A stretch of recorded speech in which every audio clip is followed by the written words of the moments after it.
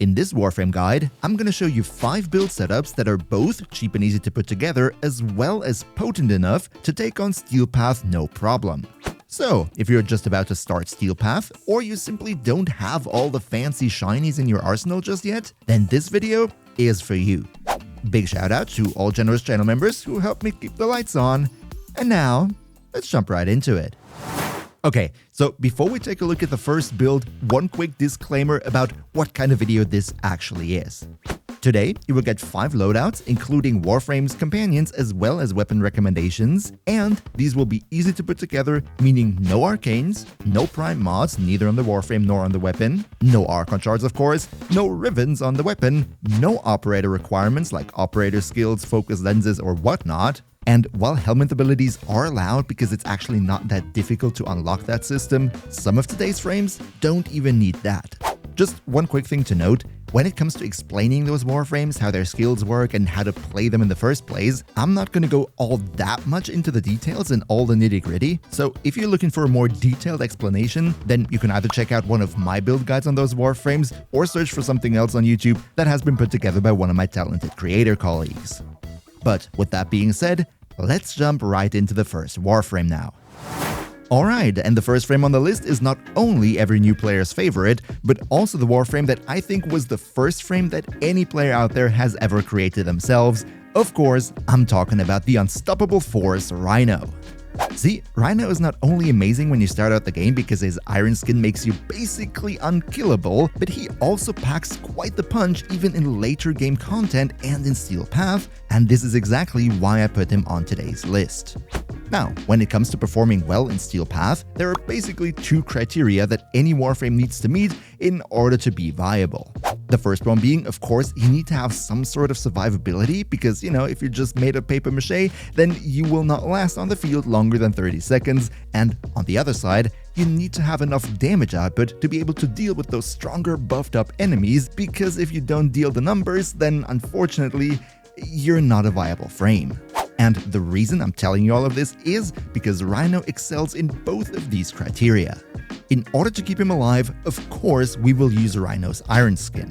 And as you might know, the strength of the iron skin, the amount of overguard that it gives you, scales with not only your ability strength, but also with your armor. And that is the big point. Because if we're able to scale our armor into infinity and then use our iron skin, then we will get tons and tons of overguard, which is going to keep us alive for minutes on end, and then we can just recast it if it ever runs out. So, how we do that? Actually, it's pretty simple.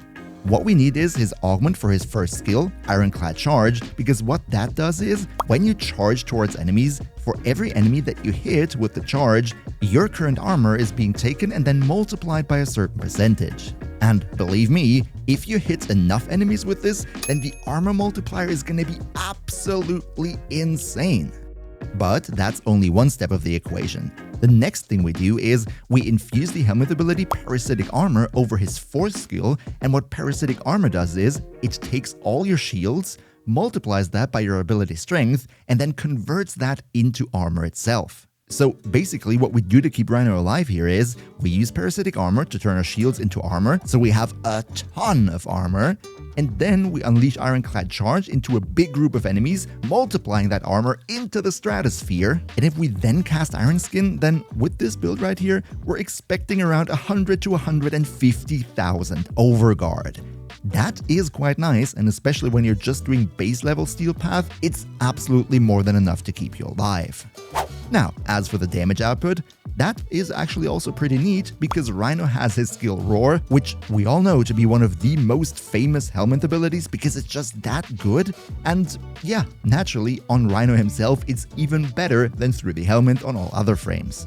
The great thing about Roar is that it is considered faction damage, and faction damage double dips on damage over time effects. I'm not going to go into the details on what exactly that means because I've explained it tons of times already. If you want to have an in-depth explanation on this, you can check out my recent How to 10x Your Warframes Damage guide. But Basically what it boils down to is, if you have Roar active, not only are you going to deal way more damage, but specifically damage over time effects like Slash, like Toxin, Electricity and all that stuff are going to deal so much more damage that enemies are pretty much exploding a second or two after you deal the initial hit.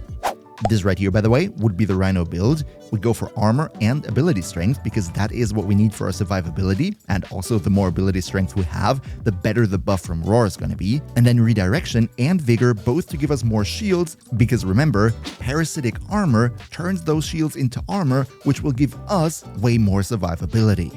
Now, when it comes to weapons, pretty much you can actually use whatever you like. Rhino is just a great weapons platform, but what I went for here is the Convectrix because it's a relatively cheap gun, you can get it early on, and it's not difficult to build it, and it does tons and tons of slash damage over time procs, especially against highly armored units. This right here would be the build, nothing special, and as you also see in the background, those slashes deal so much damage. Also, I paired that up with the Broken War, which is a really nice melee weapon, very strong sword, and you can get it from just playing the story if I remember it right. Our companion is Diriga, not only to prime some elements onto the enemies around us, but also because we use Synth Deconstruct to generate health orbs that we can then turn into energy with Equilibrium. And then we put either the Volcax or the Volclog as a weapon onto Diriga, because that will give us the ability to trigger Tenacious Bond, which then gives us even more crit damage. As for the Volcax/Volclog build itself, it's relatively straightforward, a lot of Vigilante stat sticks so we can trigger the set bonus of it. And as always, if you could maybe drop a like for Uncle Blacky, that would be absolute sugar because the YouTube algorithm loves that stuff, and I love it when the YouTube algorithm loves me, so big cheers for your support. And now, let's move on to the next frame. Warframe number 2 is one of my absolute favorites, and also a frame that doesn't need a helmet ability at all because his kit is next to perfect. Of course, I'm talking about Gauss. Now, Gauss is a fan favorite and I can totally see why. He's super mobile, he has a great kit, and he deals a lot of damage while at the same time keeping himself alive. As you see, there is a pattern here. Now, Gauss's kit is very synergistic but also a bit complex to explain, so if you want to know all the details about him, then I would recommend to check out my Gauss guide, which I put out a couple of weeks ago. But for the sake of this video, let's just try to keep it simple. The main thing of his kit is his 4th ability, Redline. This one is basically used to supercharge all the rest of your kit, so you want to keep it on all the time. With his skill Thermal Sunder, you can tap the button to then go and deal cold damage to enemies in an AoE, and if you double tap it, the enemies will be fully frozen. And also, whenever you do that, you charge the red line, which is good because when the red line is charged, the rest of your abilities are going to be much stronger. Kinetic Plating is another skill that he has, and what this one does is, it gives you a big chunk of damage reduction. If your red line is full even, then you will be completely immune to damage, which is very nice of course. So yeah, all in all what that means is, in practical gameplay, you want to have your red line on all the time, you want to spam your Thermal Sunder to freeze the enemies around you, or use a combination of cold and the heat version with holding down the button to deal AoE nuking damage. Also have your kinetic plating up all the time, and while redline is charging until it is at 100%, you preferably want to do melee damage to the enemies, and once redline is at 100%, you will switch to your gun and start doing damage this way. For the build, I put Energy Siphon in the aura, but again, you can use whatever you like here. And for the rest of the build, I went for a healthy mixture of strength, range, and duration. Also, if you wanted to do a helmet ability, I personally would recommend subsuming it over his first skill, because the rest is really necessary for the main portion of his kit. But as I also said in the intro, Gauss doesn't really need a helmet ability.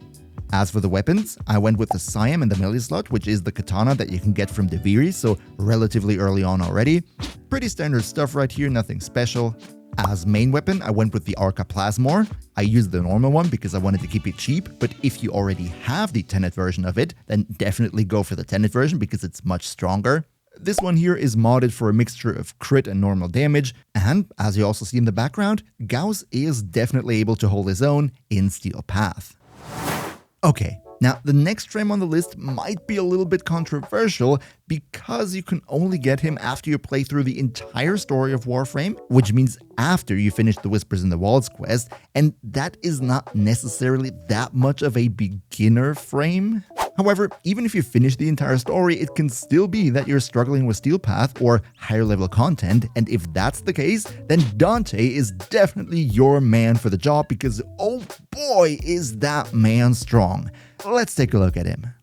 Dante is a Warframe that takes all the good stuff and combines it into one toolkit. If you want to stay alive, no problem. Just press his second skill twice, then press his 4 and you will get a ton of overguard as well as overguard regeneration. Not just for you, for the entire team. As for damage, he has an Exalted Tome weapon, which is his first skill, that is pretty darn strong. You can also see it in the background, and I made a red crit build for this said weapon in my Dante guide, which I released a couple of weeks ago. So that's definitely an option to play him. You can see the build for the Exalted Tome on screen right now. But if Exalted books don't really tickle your fancy, that is absolutely no problem because Dante has a lot more damage output to deliver. If you press his 3 twice and then go for his 4, he will do a massive AoE slash damage nuke that is really strong. You could even go and press the 3rd button a bit more than 2 times and then the 4 to deal even more damage. And as if that's not enough, he has more skill combinations to weaken the enemies around him as well as giving him another little book companion that automatically shoots at enemies. Again, if you want to have a detailed breakdown of how exactly all those skills work, then check out my dedicated Dante guide. There I take all the time in the world to explain in detail how exactly his kit works. For the sake of this video though, it's relatively straightforward.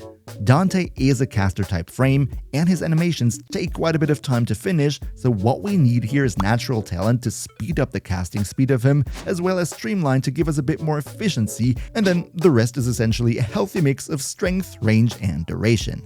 As you clearly see in the background, this one is really nice. I paired up Dante with a Panzerwolpefeiler because, as we all know, the Panzerwolpefeiler is great to spread viral status effects to all the enemies in the room, which is super duper strong for a damage dealing frame like Dante, so those enemies will melt away even faster. Okay, up next, let's talk about Samurai Lady Gara. Now, the thing with Gara is that her kit might be a bit clunky, it hasn't aged that well, but I think even though there are better frames out there, she is absolutely underrated and actually very strong.